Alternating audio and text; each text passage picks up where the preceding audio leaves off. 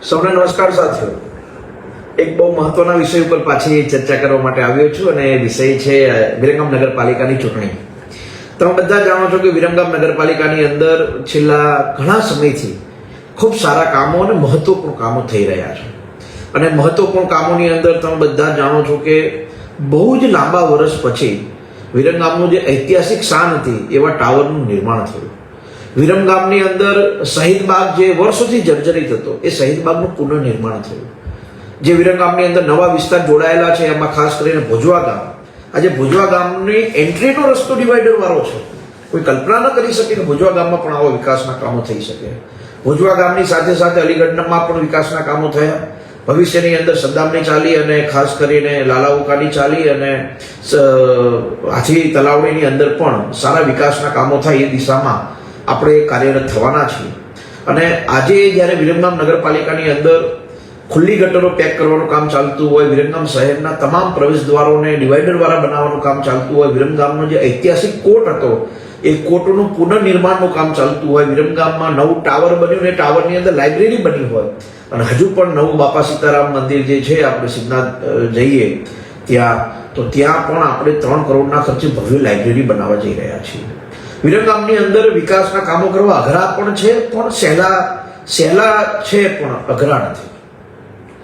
વિરમગામ નગરપાલિકાની અંદર ઘણા કામો એવા છે કે જે મુશ્કેલ ભર્યા હોય છે પણ અમે એને સહેલા બનાવીને કરતા હોઈએ છીએ. એનો વિષય તમે જાણો છો કે ડિવાઈડરવાળા રસ્તા વિરમગામમાં બનાવવા એ બહુ ચેલેન્જ છે, છતાં પણ આજે આપણે એ રસ્તાઓને હાથ ઉપર લીધા છે. એટલા માટે પહેલાં તો આપ સૌને વિનંતી કરું કે વોર્ડ નંબર 1ની અંદર એટલે ભોજવાવાળો વોર્ડ જે આવે છે એ વોર્ડમાં ભારતીય જનતા પાર્ટીના 4 ઉમેદવારને આપ જંગી બહુમતીથી વિજય બનાવો એવી અપીલ કરું છું.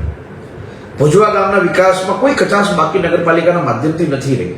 અનેક કામો વિરમગામ નગરપાલિકા દ્વારા વધુમાં વધુ કામ ભોજવા ગામની અંદર આવે એ દિશામાં અમે વિશેષ કામ કર્યું છે. અને આ વખતે આપણે ભારતીય જનતા પાર્ટીએ વોર્ડ નંબર 1ની અંદર અમરસિંહભાઈ રાઠોડ, જેનમબેન પટેલ, બીબીબેન ગોલવાડિયા અને યોગેશભાઈ પટેલને આપણે ઉમેદવાર બનાવ્યા છે.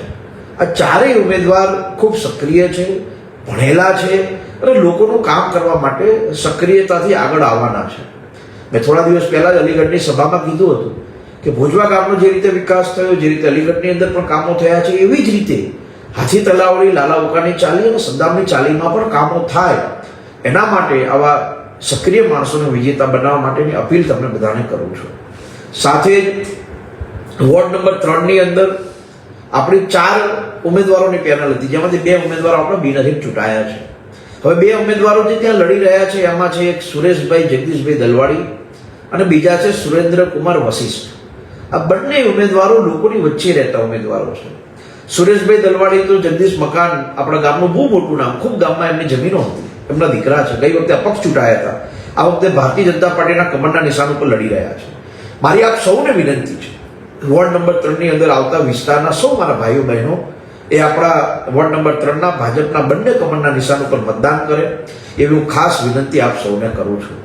વોર્ડ નંબર 4 આખો જ વિસ્તાર જે છે પહેલા એ બિનહરીફ થઈ જતો, વિરોધ પક્ષ ત્યાં બિનહરીફ ચૂંટાતો, પણ ભારતીય જનતા પાર્ટી નક્કી કર્યું કે ભારતીય જનતા પાર્ટીનો એક ઉમેદવાર જમીની સ્તર ઉપર લોકોની વચ્ચે જઈને લડશે. અને એટલા માટે જ વોર્ડ નંબર 4ની અંદર ચેતનકુમાર રસિકલાલ કંસારા, ચંદુભાઈ રાવળ, રીમાબેન કંસારા અને રંજનબેન રાવળ આપણા 4 ઉમેદવારો વોર્ડ નંબર 4ની અંદર ચૂંટણી લડે છે. મારી આપ સૌને વિનંતી છે કે કમળના નિશાન ઉપર આ 4 ઉમેદવારને આપ મતદાન આપીને જીતાડજો. વોર્ડ નંબર 5ની અંદર આપણા પ્રભાબેન ઠાકોર, યાત્રિકભાઈ શાહ, સબીરભાઈ પઠાણ અને શરીફાબેન ખતાઈ આ 4 ઉમેદવારો વોર્ડ નંબર 5ની અંદર લડી રહ્યા છે. વિરમગામના વિકાસ માટે વોર્ડ નંબર 4 અને 5ની અંદર જે વર્ષોથી વિકાસ નહોતો થતો એ વિકાસ હમણાંથી આપણે ચાલુ કર્યો છે અને હજુ વધુ વિકાસ થાય એટલા માટે વોર્ડ નંબર 4 અને 5 ભારતીય જનતા પાર્ટીના આપણા ઉમેદવારોને આપ મત આપીને જીતાડો એવી વિનંતી આપ સૌને કરું છું. વોર્ડ નંબર 6ની અંદર આપણા 3 ઉમેદવારો બિનહરીફ ચૂંટાયા છે. અત્યારે એક સીટ ઉપરની જ ચૂંટણી છે અને નરેશભાઈ શિવલાલ શાહ એ પૂર્વ નગરપાલિકાના એમના ધર્મપત્ની પ્રમુખ પણ હતા. એ શહેર ભાજપના 2 ટર્મ પ્રમુખ પણ રહ્યા છે અને વાણિયા સમાજના, જૈન સમાજના ખૂબ આગેવાન છે, મોટા આગેવાન છે, જે સેવાભાવી કામ કરતા હોય છે, ગૌશાળામાં કામ કરતા હોય છે, પાંજરાપોળોમાં કામ કરતા હોય છે, નાના મોટા સમાજના કામોમાં હંમેશા અગ્રેસર હોય છે. એવા નરેશભાઈ શાહ વોર્ડ નંબર 6 ના આપણા ભારતીય જનતા પાર્ટીના ઉમેદવાર છે અને વોર્ડ નંબર 6 તો વર્ષોથી ભારતીય જનતા પાર્ટીનો ગઢ રહ્યો છે.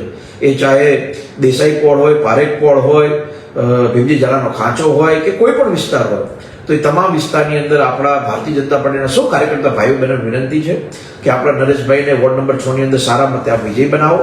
વોર્ડ નંબર 7 એ પણ ભારતીય જનતા પાર્ટીનો ખૂબ જૂનો વિસ્તાર છે. પરકોટો હોય, નાનો પરકોટો હોય, મહાલક્ષ્મીની પોળ હોય, સુથારપડીનો ચોક હોય, આ દરેક વિસ્તાર એ ભારતીય જનતા પાર્ટીના વિસ્તાર છે અને ત્યાં આપણા વોર્ડ નંબર 7 ના ઉમેદવાર છે ગાર્ગીબેન વ્યાસ, જ્યોત્સનાબેન દલવાડી, જીલુભાઈ રબારી અને હિમાંશુ બિપિનચંદ્ર પટેલ.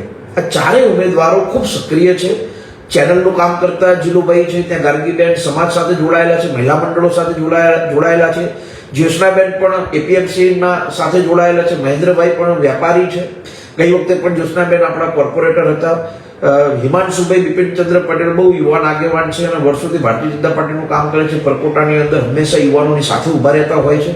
તો મારી આપ સૌને વિનંતી છે કે આપણા ચારેય ઉમેદવારોને વોર્ડ નંબર 7 ની અંદર માત્ર કમળના નિશાન ઉપર મતદાન આપજો અને અપાવજો. લાગતા ઓળખતા સગા સંબંધીને કહેજો અને આપણા વોર્ડ નંબર 7 ના ચારેય ઉમેદવારો જીતે એના માટેનો પ્રયાસ આપણે બધા સાથે મળીને કરીએ એવી મારી ખાસ વિનંતી આપ સૌને છે.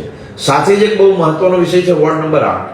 વોર્ડ નંબર 8 ની અંદર જે વિસ્તાર આવે છે, ખાસ કરીને આઈઓસી વાળો વિસ્તાર, ત્યાં સોસાયટી વિસ્તાર છે, પેલીમાં સંજીવની સોસાયટી છે, નવજીવન ધર્મજીવન સ્કૂલને આખો જે વિસ્તાર છે, પછી સિદ્ધાર્થ પાછળનો વિસ્તાર છે, આ દરેક વિસ્તારમાં કામો થાય એના માટેનો અમારો પ્રયાસ છે. ગઈ વખતે આ વોર્ડ તો ખરેખર વિકસિત વોર્ડ કહેવાતો. એક જવાનો હતો, અમે જ્યારે નાના હતા તો લોકો એવું પૂછે ક્યાં રહો છો, તો કે અમે આયુસી બાજુ રહીએ છીએ. એક સમૃદ્ધ વિસ્તાર કહેવાતો, પણ કોઈ કારણસર આ વિસ્તારને કોઈકને નજર લાગી ગઈ અને આ વિસ્તાર વિકાસથી વંચિત પણ રહ્યો છે. પણ આ વખતે અમે એવો પ્રયાસ કરીએ છીએ અને મારો એવો વિચાર પણ છે કે ward number 1, ward number 2, ward number 6, 7, 8 આ બધા વોર્ડોને દત્તક લેવા છે અને એક હિસ્ટ્રી કામ થાય, ડેવલપ વાળું કામ થાય અને લોકોને એનો લાભ મળે એના માટેના આપણા પ્રયાસ છે. એટલા માટે વોર્ડ નંબર 8 ના આપણા ચારેય ઉમેદવાર શ્રીમતી પારુલબેન જુવાડિયા, શ્રી બિમલભાઈ પટેલ, શ્રીમતી ભારતીબેન રાકેશભાઈ વાજાણી અને વિવેક મહેશકુમાર પરમાર આપણા ચારેય ઉમેદવાર છે અને ભારતીય જનતા પાર્ટીના ચારેય ઉમેદવાર ખૂબ સક્રિય છે. દરેક વિસ્તારની અંદર કામ કરવું છે, પણ ઘણીવાર શું થતું હોય કે કોઈ કારણોસર આપણે કામથી અટકાવતા હોય છે. પણ આ વખતે આપણો એવો પ્રયાસ હતો શહેર ભાજપની ટીમ દ્વારા અને બધાનો સહયોગથી આ વખતે સારા કોર્પોરેટરો ચૂંટીને આવે.